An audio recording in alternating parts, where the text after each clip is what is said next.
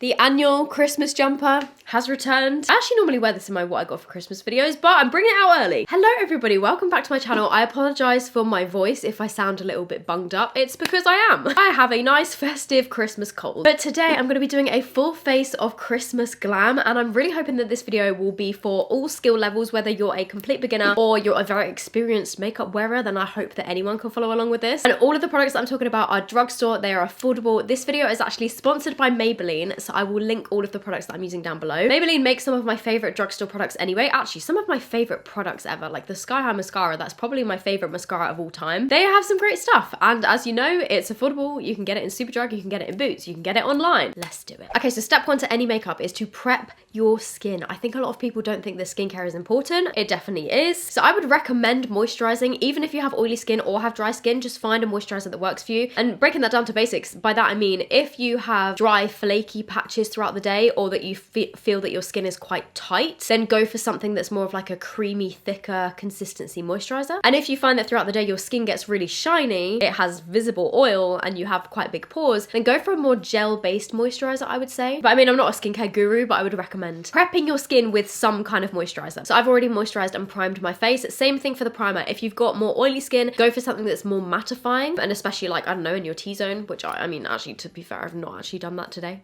Go for something that's a bit more kind of like sticky, tacky based and a bit more mattifying, whereas if you've got drier skin, then go for a more glowy primer that adds more moisture. So for my base, I'm using the Superstay 24-hour skin tint. I've got the shade 06. I think this product will probably actually make it into my 2023 favourites. My skin's pretty good at the moment. I've got a nice mountain here, but like generally it's pretty good. You don't have to wear foundation or skin tint or anything of the sort. You can just go in with concealer. I mean, you don't have to do any of these steps if you don't want to. I'm going to use a slightly more fluffy brush for this, but you can use a sponge, you can use a more dense brush if you want a little bit more coverage, but I'm just going to kind of wash this all over my face. But the reason I really like this skin tint, I mean, as you can see, it's got nice coverage, but it's not too thick, but it just kind of evens everything out. And I wear this quite a lot on days where I actually can't be bothered to do a full face of makeup, and I will literally just wear this skin tint and a bit of brow gel. And in terms of how skin tints are, this one has definitely got slightly more coverage, but it still doesn't feel too heavy on your skin, so I really like it for that reason. And you want to make sure that you blend a little bit of this down your neck just so that you don't have like a line of foundation. You can always go back over with a sponge if you like, which will kind of sheer out the coverage a little bit. I like both methods, but I feel like a sponge helps to get like any brush streaks out or anything. But I really think if you're a beginner with makeup, less is more. Don't go in with too thick of a layer of everything. Build it up slowly. Like just go in with a tiny little bit of foundation or whatever and even out your skin tone, because otherwise it might be a bit of a shock to the system. So I would suggest using smaller amounts of products and then building it up as you get more confident, just because the less products, the less room for there to go wrong. And same thing goes for concealer. You just want to do a little bit. You don't want to do like tons and tons. And I would suggest for under your eyes and maybe areas where you want to highlight, like I do a little bit of a lighter shade on my chin, under my eyes, down the bridge of my nose, and like a tiny little dot on my forehead. And the slightly lighter shade should lighten things up, but don't go too light, otherwise you will look crazy. So I just do one little dot. That was the eraser concealer in 00. Blend that out on my chin. If you are using a sponge as well, tap it gently. Don't swipe, because that will move the products around. And then on any spots, blemishes, scars, pigmentation, any areas that you want to cover. And again, I'm not saying that you have to, like you really don't have to cover anything if you don't want to. Then I would suggest going in with a concealer that matches the rest of your face, that isn't light, because if you have a concealer on a spot that's lighter, it's going to brighten up that spot and make it more obvious. And if you would like to get a little bit more coverage out of your concealer, you can leave it to sit there for a minute and let it sort of dry down a little bit. By the way, I know that a lot of this stuff, a lot of you watching this video probably know, but I wanted to do another beginner's makeup tutorial because I've had a few requests for that, because I guess people find my channel at any stage, and if you are a complete beginner, then I still want to include you too, because you might watch a video of me doing makeup and be like, hang on, you're going too fast, like break it down. As you can see, skin is covered, lovely. When it comes to blushes, bronzers, contours, all of that stuff, I personally like to do cream and powder. I I personally find that everything lasts a little bit longer if you do light layers of everything. So a little bit of cream bronzer, and then I tend to set on my makeup with powder. I will then go in with a powder bronzer over the top of it, and that way I find that it fades less throughout the day. Also, it just makes everything look a little bit more seamless in my opinion. You can go in with a contour shade, which is a cooler toned shade. I think a lot of people these days get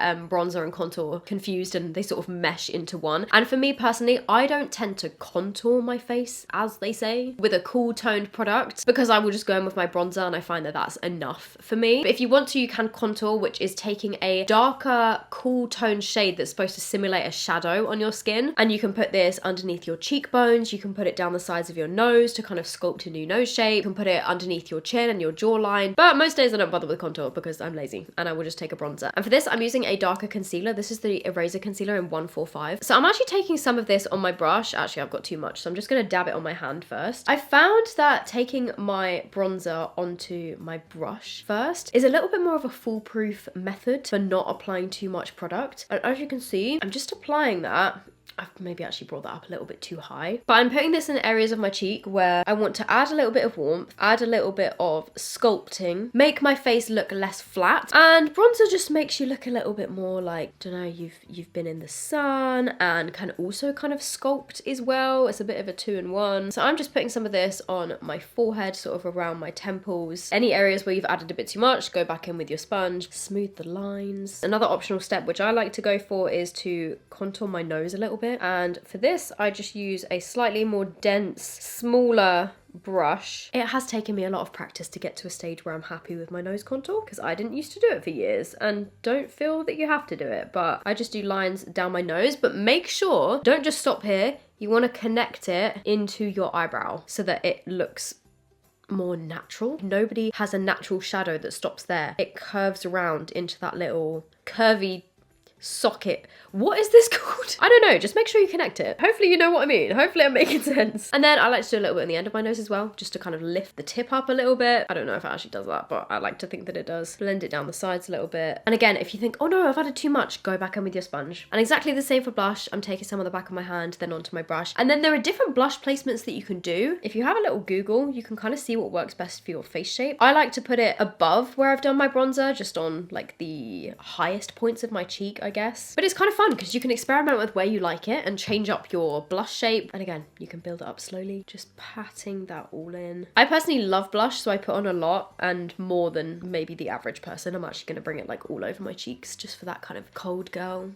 inspired look. But you absolutely do not have to bring it all the way inwards. It's just a bit of a trend at the moment, innit? So that is my cream blush. You could then go in with a cream highlighter if you want to. I personally don't bother because I go in with other highlighters, and I don't know, I'm not the best at working with cream highlighter, but you definitely can do that. And for highlighter placement, again, you can put it wherever you like, but I would recommend putting it on the tops of your cheekbones, just kind of where the light naturally catches your face and you want to look a bit more glowy. So even for me, I've got quite round cheeks and a round face, but I personally don't like this area to look too shiny because otherwise I think it makes me look a bit oily. So I tend to powder this area and then add highlighter to this sort of area where you can see a little bit of light bouncing off, just to add more of a glow back in. And then I tend to do it down the bridge of my nose, the inner corners of my eyes, just to bring out those areas. For powder, I personally prefer to use a loose powder, but you can use a pressed powder if you'd like to. Just for me personally, that's my personal preference. I find that loose powders help to lock everything in a little bit more because my skin is more on the oily side. But powder is there to set your makeup and to stop it from, I guess, transferring as much,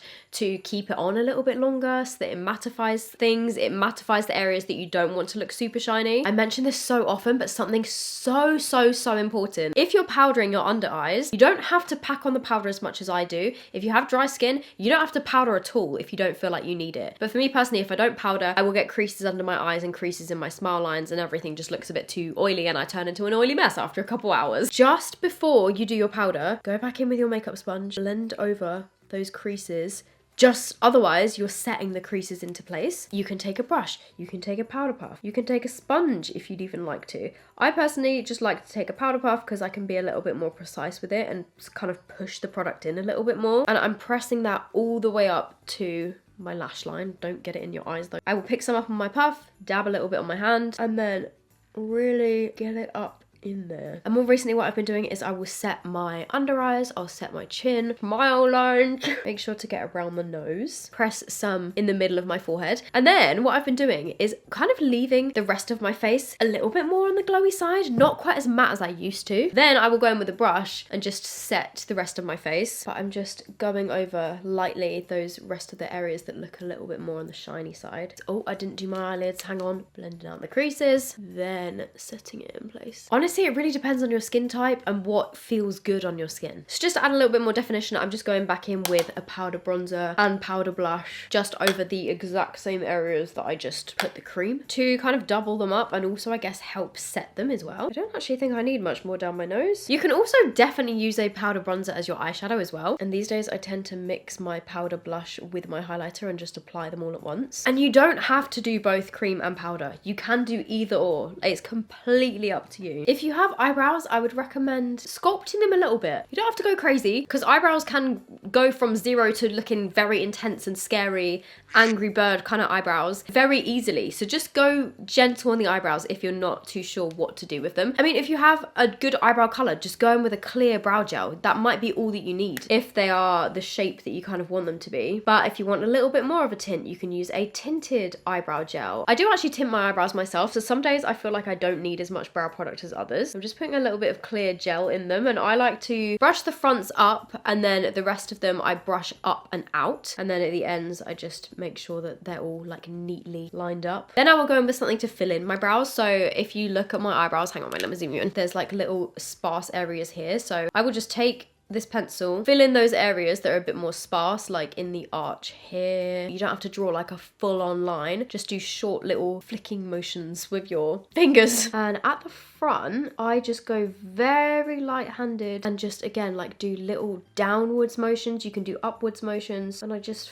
fill them in. This does take a little bit of practice. I add in sort of little extra brow hairs, and then at the end I like to extend mine a little bit. And maybe that eyebrow is a bit too blocky for some people, and maybe I have gone a bit heavy-handed with it, and maybe this eyebrow does look better, and maybe I'm now regretting my decision. You see what I mean? I've been doing this for what, like 10 years now, and I still don't get my eyebrows right every time. I personally do my brow gel first, but I know that a lot of people will then do it afterwards. Like, I'm just gonna add a little bit more, but I like to do it first just so that I can kind of map out the shape and see what I'm working with my natural eyebrows. What shade did I use this in? It's the Express Brow, and I used the shade Soft Brown, but it's a very easy to use pencil. I think that the thicker pencils are a little bit more difficult because they can make your eyebrows look even more blocky. So moving on to the eyeshadow. Most of the time, if I'm being honest, I don't use an eye primer, which I know may offend some makeup artists, mostly because a lot of the time I'm in a rush. I will just use my concealer as my base for my eyeshadow, which I know isn't always the best thing to do. It's up to you. I would say if you're using brighter colors and darker colors and you find that the eyeshadow isn't sticking, then go in with an eye primer by all means, because the eyeshadow can kind of grip to it. Have a play around. If it doesn't work, try an eye primer. If it does work, then fine. I'm using the little City Mini palette today, and I've got to say, this palette is so underrated. This shade in particular, like this little sparkly champagne color, it is so pretty. It's got like little glitters in it. For such an affordable little palette, the eyeshadows are actually really smooth and creamy. So like I mentioned earlier, I'm going to take my bronzer or just any matte neutral brown that's slightly darker than my skin tone. I'm taking this on quite a fluffy brush, and I'm not going in too heavy-handed with it, but I'm just gonna do little circular motions and do little windsweeper wiper motions. Wait, windshield wiper. Why did I say wind sweeper? What am I talking about? And I find for eyeshadow, it's probably easiest to look straight ahead into a mirror, like directly in front of you. Hold your mirror here. Because if you look down into a mirror, I mean, actually, maybe if you look down into a mirror, you can kind of see where your natural crease is. But if you're looking up too much, you can't really see what you're doing. I would say keep it pretty level for eyeshadow, like directly in front of you. And also, if you're trying to get it even, use a bigger mirror. I've actually got on my desk in front of me that you can't see, obviously, a bigger mirror that I keep checking in. And it's a little bit further back so I can see my whole face and the perspective of my whole face, which is something that is so important, by the way, when you're doing your full face of makeup, to have a mirror not only close up for the details, but a little bit further back so you can keep checking your face and think, does it look fine from far away? Are both sides even? Because if you're just looking in a tiny mirror, you're likely to be focusing on like one eye at a time or one part of your face at a time, and it might be uneven because you're not checking the full picture. So can you see that's just given my eyes a little bit of definition already? With the most minimal effort, I'm then taking a slightly smaller brush and I'm just just going to define my lower lash line.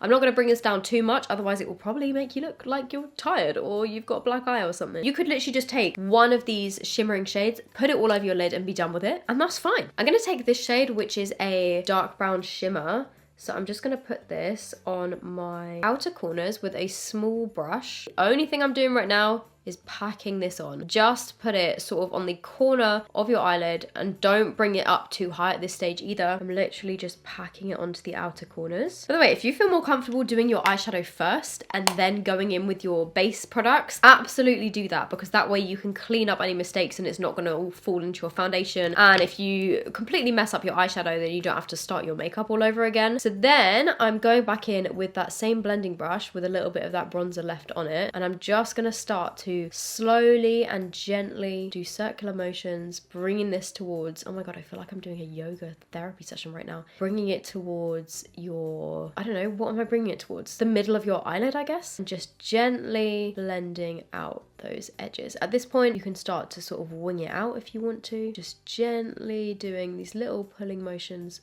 sweeping outwards, sweep out, blend. And again, at this stage, less is more. So I'm just, oh, the dog has arrived. Hey, Pinks! I'm just gently gonna wing that out, and if you want to, I'll give you a little tip actually in a minute for winged out eyeshadow, but I'm just gently sort of dragging that out, flicking it outwards. Don't start off with tons, otherwise it makes it a little bit harder to blend out. As you can see, just gently doing that motion kind of flicks it out a little bit. So that's just the difference in my two eyes. This one I blended out a little bit more of a rounded shape. This one I winged out a little bit. It really depends what you're feeling. I'm just gonna add a little bit more to this side so that I can wing it out. Just be gentle. You can always go back in and add more, but it's a little bit more difficult to take it away. Not impossible though, and I'm going to show you a great little trick in a second. Generally, by the way, I'd recommend using matte eyeshadows and then putting your shimmers on your lid. But to be honest, the formula of these darker shades is more of like a satin, like... That did not just happen. Oh my god. No.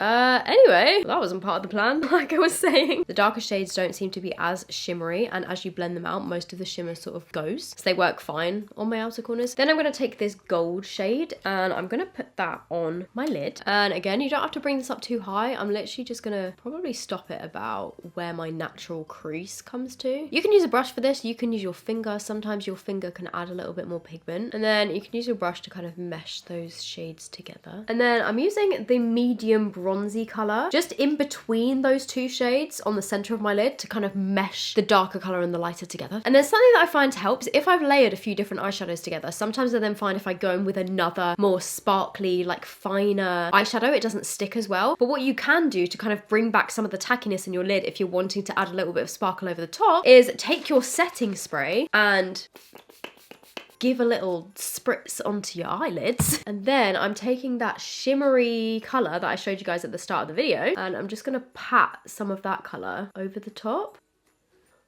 just to add a little bit of extra sparkle. But honestly, if you don't want to do loads of crazy eyeshadow, you can literally just take your bronzer and then a shimmery shade and be done with it, you know? And then I'm just gonna kind of bring the edges of that up a little bit, just to give an all over sparkly shimmery kind of look. And then I'm gonna take the very lightest shade in this palette and put that on my inner corners.